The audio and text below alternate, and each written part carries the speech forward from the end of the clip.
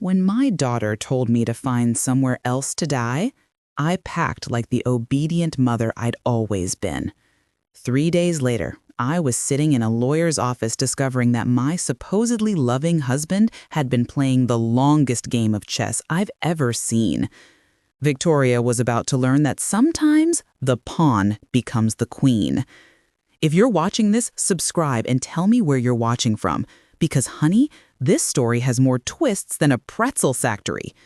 Now, sit back, settle in, and let me tell you how I went from homeless widow to the woman holding all the cards. 2 months ago, my name was Margaret Sullivan, devoted wife for 43 years, quiet backbone of a family that never quite saw me. I cooked, I cleaned, I kept appointments and anniversaries and recipe files and the spare keys.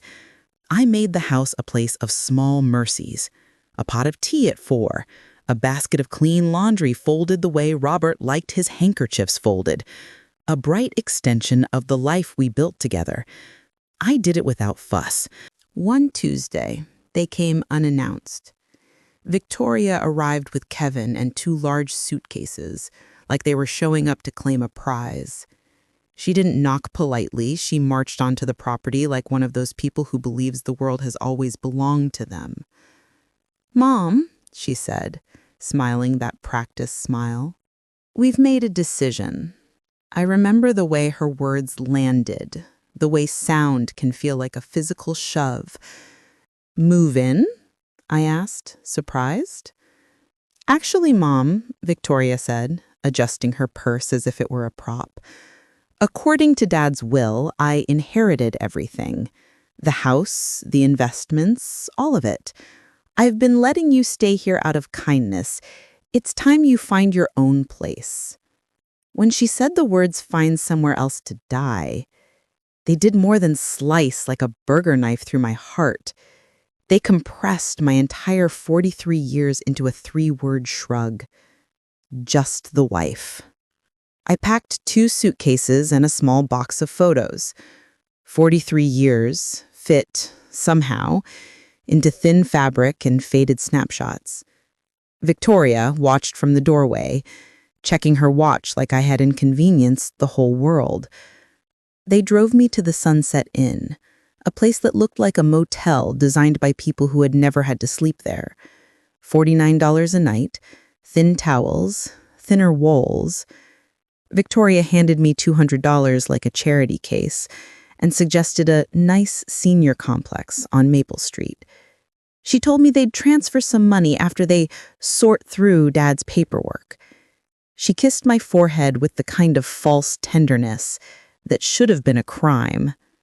On that sagging mattress, between the hum of the air conditioner and the glow of the television blaring a game show in the next room, something small and righteous began to stir. I remembered Robert's habit of being obsessively organized. He'd shown me his will years earlier, walking me through it like a man with nothing to hide.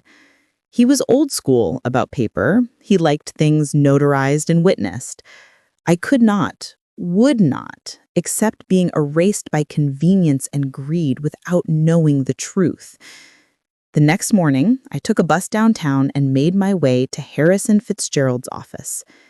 Harrison was in his 70s, precise, and, I had to admit later, the sort of man who had been our family's shadow for decades. He'd handled our house purchase. He'd issued the notary stamp on business documents. When I walked in and said my name, he looked surprised and relieved. "Margaret," he said. "We tried to call. Victoria said you were traveling." Traveling? The word echoed like a joke. "There had been a reading," Harrison said. "A will reading. I had not been told." Victoria had assured the attorney I was too distraught to attend and had taken possession of the documents on my behalf. Harrison reached for a thick manila folder, the paper rustling like a secret. He read, and my head filled with air that felt like newly won space. Robert's handwriting, his signature, clear directives. The house, 70% of the assets to me, $10 million to Victoria in a trust, contingent on how she treated me after his death, and a clause that reversed her bequest to me if she failed that standard. In short, if she treated me cruelly, that $10 million would revert to me. When Harrison finished, he looked at me with eyes bright with indignation. "Margaret," he said, "this is elder abuse. There are documents that appear forged. Victoria lied to you and lied to me." I felt lightheaded, I felt furious, and I felt small in a way I would come to understand as an advantage.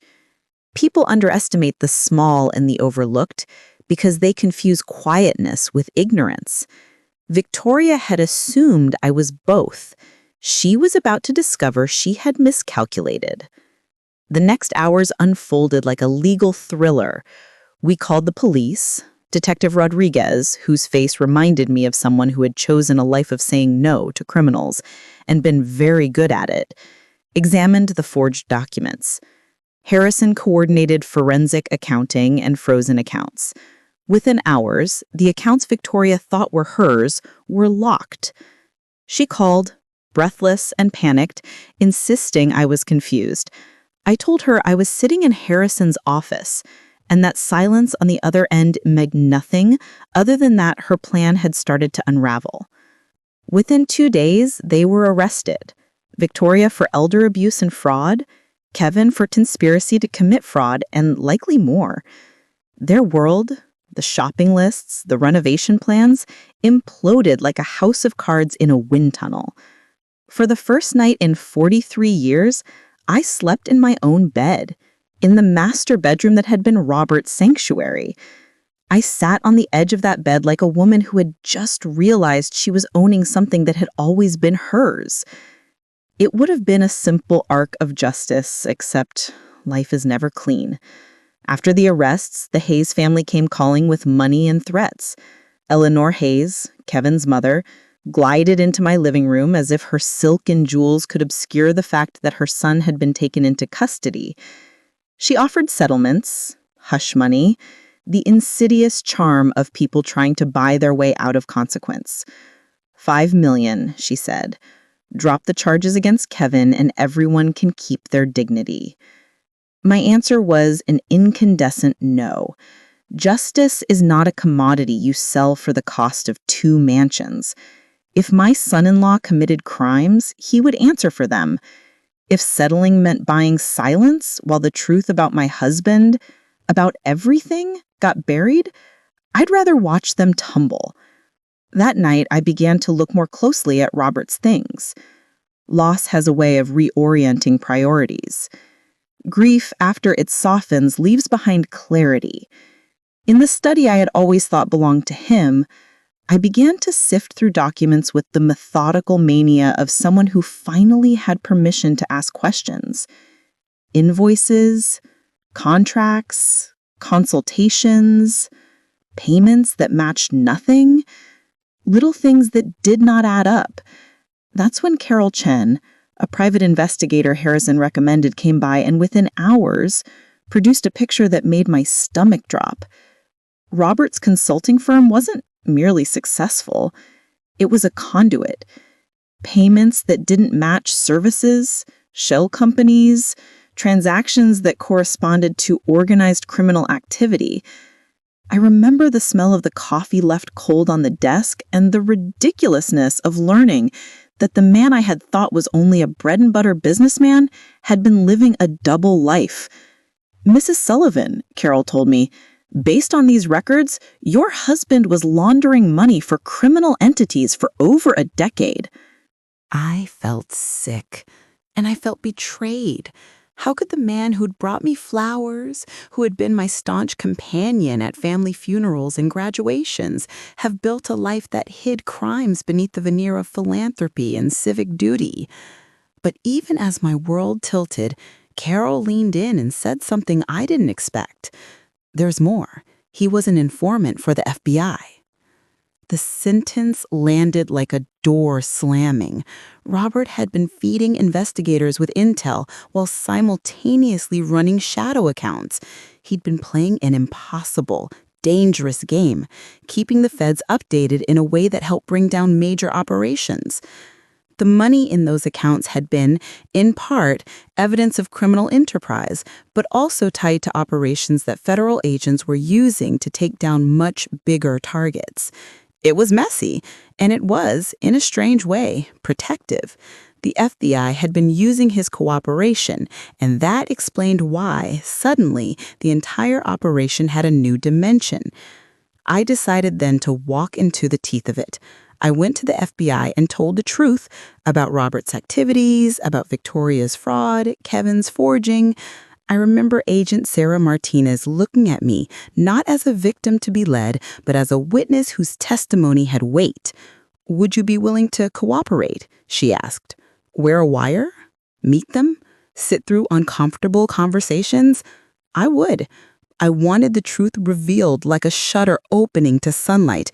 I wanted to be seen.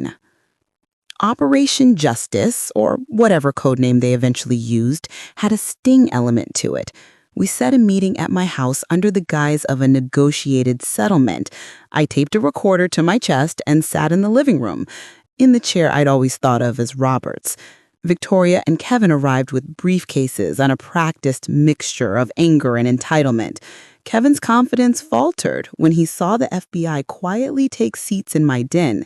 He stood up to reach for his briefcase, and then he found himself staring at a world that had stopped accommodating his favors.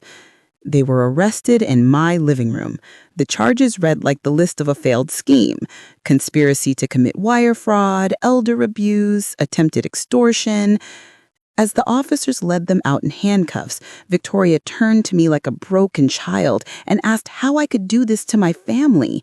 I told her the same way she'd done it to me, with forgery, deception, greed, and no concern for the person she hurt. Afterward, the FBI made a shocking revelation. Robert, contrary to the clean portrait I had painted in my head, had been both compromised and heroic.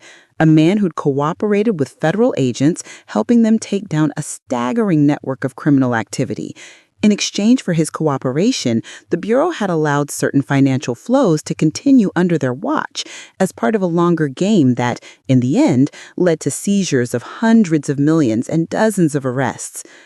The money he had left me was, in large part, legitimate, proceeds of his cooperation and the legal seizures that followed. There was danger in this truth.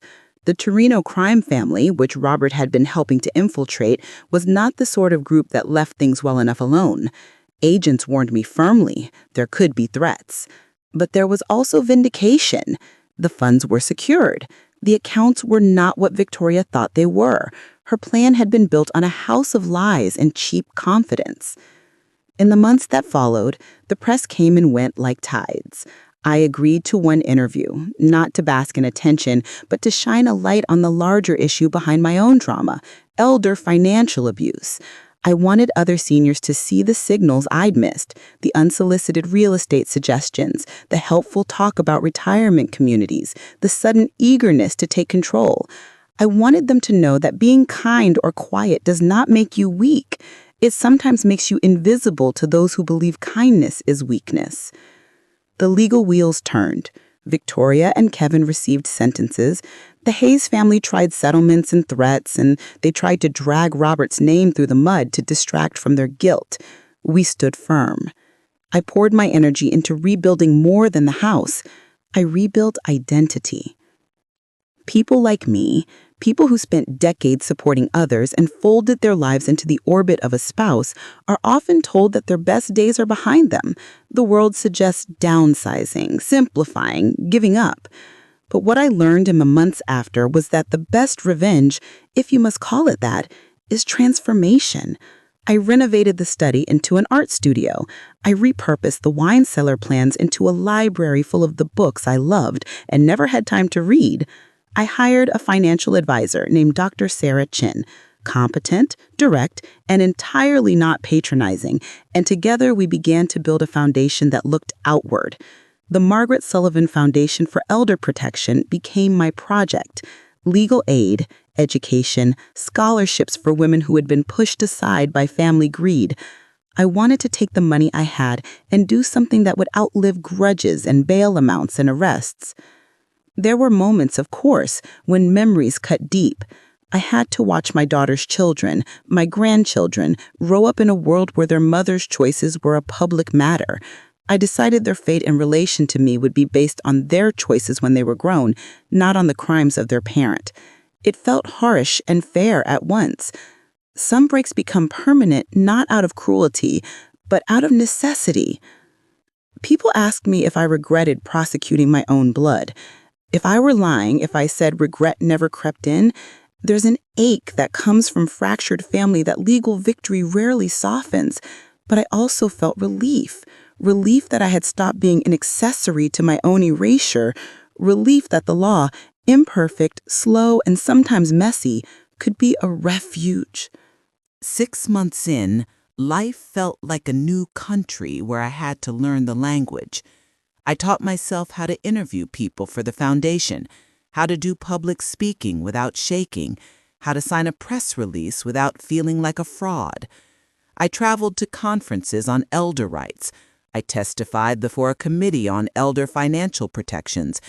My name, once only whispered across a kitchen table, began to mean something louder than the woman who kept the house. There was also a quieter rebirth. I started painting again, something I'd abandoned long ago to raise a family. My first piece in the new studio was a self-portrait, sun on the face, shoulders squared, eyes looking forward instead of down. I put it on the wall of the living room where guests could not miss it. People said the painting captured defiance. I like to think it captured resolve. There were sweet small victories along the way that I relished. The day the foundation funded its first case, a woman in her 80s who had been swindled by her nephew. I felt like I had finally honored the life I'd been asked to live for so long. The day a documentary company called and offered to make a series about my story, I felt vindicated and wary in equal measure. They wanted the drama. I wanted the message. In the end, they struck a deal that would make sure the proceeds supported elder services and education rather than tabloids. Victoria wrote letters from prison, 17 of them in the first months. They began as entreaties and degenerated into cycles of rationalization and recrimination. I read a few and then stopped. Reconciliation must be mutual. It cannot be extracted with guilt. I had no interest in letting my life be a stage for her redemption unless she actually sought it, not because of convenience, but because she understood the depth of harm she had done. People often ask where the moral of this story lies. They want the line you can recite at dinner parties. I've thought about that a lot. Here's what I would say. The world will offer you a role, wife, mother, caretaker, and it will try to make that role your entire universe. That is not evil in itself, but when people begin to assume that your quietness equals incapacity, you must object. Gently when you can, fiercely when you must. Protect your papers, your access, your voice. Learn the names of the people who handle your money. Keep copies, document things. There is no shame in asking questions. When the dust settled, I had more than justice. I had a house refitted to my taste, a foundation making a difference, and strangely, a freedom that came from being seen. The inheritance, the money that had been intended for me and then fought over, became a tool. I used it to fund legal clinics, to start community programs, to establish scholarships. I hired people I trusted. I set up transparent accounting. I learned the language of investments not because I wanted to impress somebody, but because knowledge is armor.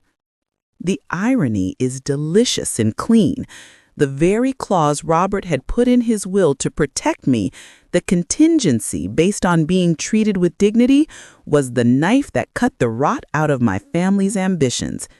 It was proof that he had seen something in Victoria that he feared.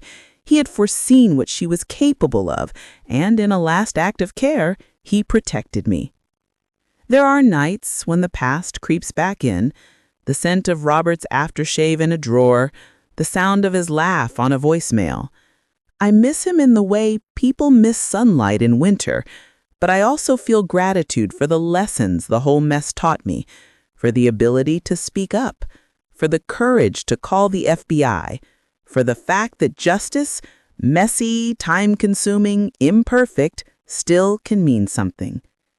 6 months after everything began, I make coffee for 2 in a kitchen I designed myself. I have a financial advisor who respects me. I have a foundation that gives me purpose. I have paintings in a studio over a garage I fought for. I have a second chance at a life I'd set aside for someone else. And I have a boundary carved in stone. You do not humiliate me and walk away without consequence. You do not tell a mother to find somewhere else to die and expect her to disappear. If you do, know this: sometimes the pawn becomes the queen, and when that happens, the entire board changes. If you took anything from this story, I hope it's this: protect yourself, know your paperwork, and never assume silence equals weakness. And if you're watching this and you've ever been treated as disposable by the people who should love you, tell me about it in the comments. Tell me where you're watching from. Subscribe if you want more stories about justice, survival, and the odd ways life can turn. Thank you for listening. Tell your mother you love her.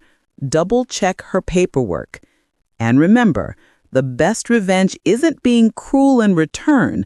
The best revenge, the subtle, delicious kind, is becoming everything your enemies never imagined you could be.